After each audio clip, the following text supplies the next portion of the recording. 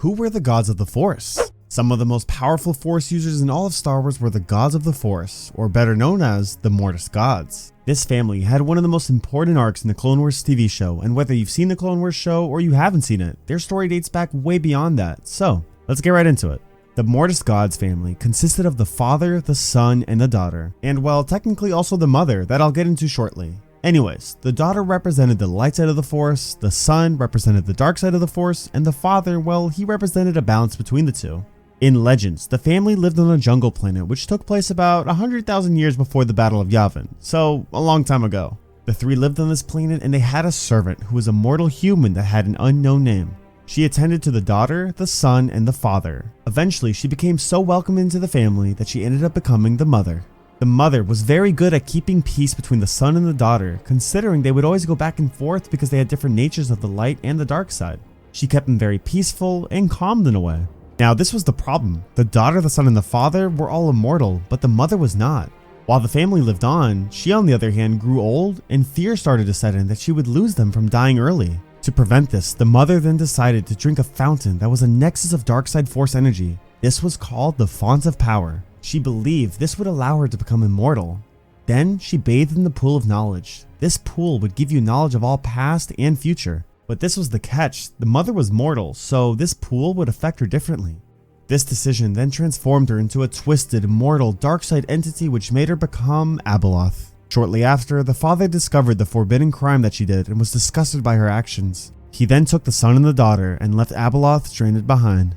This led them to a new path, bringing them to living on the planet of Mortis. Mortis was located in the wild space of the galaxy and was known as a conduit for the entire Force of the universe. Many believe that the origin of the Force actually started on this planet. The planet was very unique because the atmosphere would change by the time of day. During the day, there would be lush fields, green mountains, and stunning scenery. However, at nighttime, the plants would die and there would be scalding rain. During the Clone Wars, Anakin Skywalker, Ahsoka Tano, and Obi-Wan Kenobi were brought to the planet of Mortis unintentionally. Over time, the father was struggling to maintain a balance between his children and heard that the prophecy of the Chosen One existed. Therefore, he sent a distress signal with an ancient Jedi code that lured them into this realm. Unlike the son who tried to corrupt the Chosen One, the daughter believed in the father that Anakin could in fact bring balance to the Force. Little did they know, however, that this would end up tearing the family apart. Throughout their time there, the father wanted to put Anakin through multiple tests and trials. He wanted to see if he was really the Chosen One, and the only way to tell is if Anakin could tame both of his children at the same time. The son and the daughter turned into a griffin and a gargoyle, and Anakin's task was to return them back to their human form.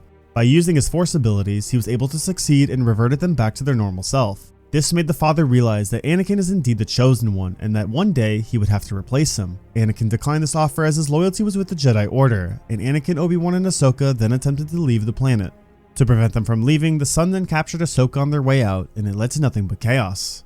The son then possessed Ahsoka with the dark side and her entire appearance changed. She then fought up against Anakin and Obi-Wan so she could retrieve what was called the Dagger of Mortis. This dagger was the only thing that could kill the Mortis gods. Once retrieved, the son then killed Ahsoka and began to attack the father with the dagger to end him.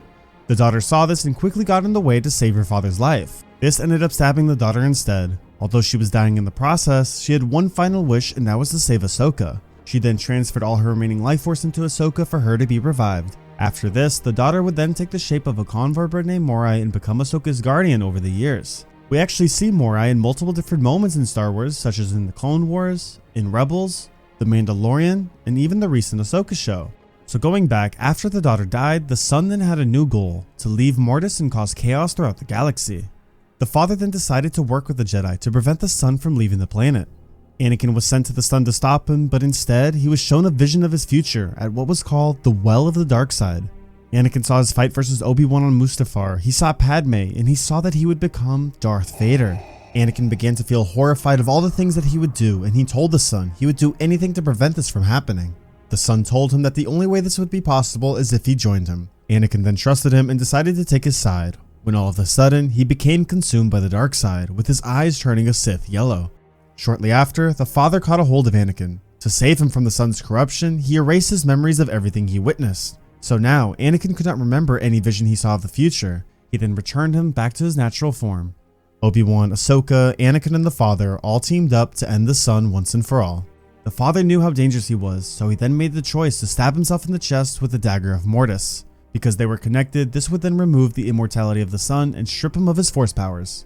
As the father was dying, Anakin then stabbed the son with his lightsaber and ended his life. This then led to the deaths of all three of these gods, which restored balance to the planet of Mortis, and from what we know of, destroying the planet in the process. Although they passed, the Mortis gods are also seen in other references, such as on the mural for a gateway on the planet Lothal.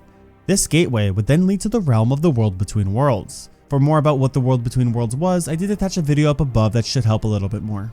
But anyways, not only this, but we also saw a brief appearance of the Mortis gods in the final episode of Ahsoka, where if you look closely, you can see the statues of both the father and the son. We can assume the daughter is not there because she lives in Ahsoka now.